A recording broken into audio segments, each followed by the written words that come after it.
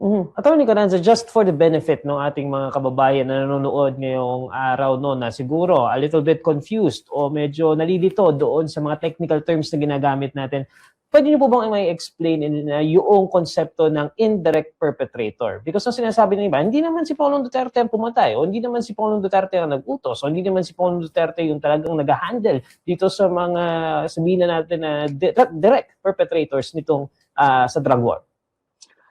So yung mga pumapalakpak no, doon sa mga speech ni Duterte, kill them all, sabi niya. Itapon sa Pasig yung mga katawan ng mga pinatay. Tapos pumapalakpak din sila when actually nakikita nila sa dyaryo, sa radyo, sa TV the next day, 2 days later, na may mga namatay nga, may mga bangkay no, na nakikita sa kalye. Bakit sila pumamalakpak pareho doon sa speech ni Duterte at saka doon sa nakikita nilang patayan? Because in their minds, sa utak nila, alam nilang konektado yan. No? So, ang indirect perpetrator yung gumawa ng krimen, no? Perpetrator.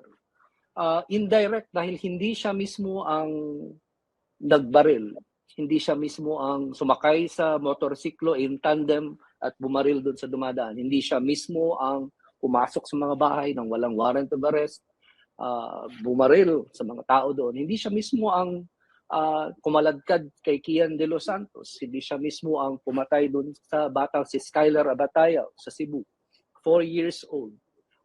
Pero siya yung nagtalumpati the day before. Siya yung nagsabing, patayin ninyo 2 days earlier.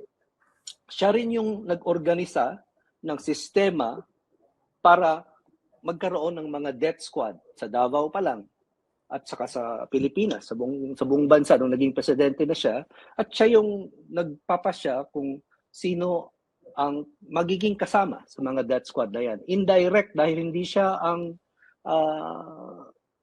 nag-pull ng trigger, pero siya ang nagbigay ng baril. Siya ang nagbayad sa mga bumaril. Siya ang nag-utos, siya ang nag-organista sa patayan ng mga bumabaril.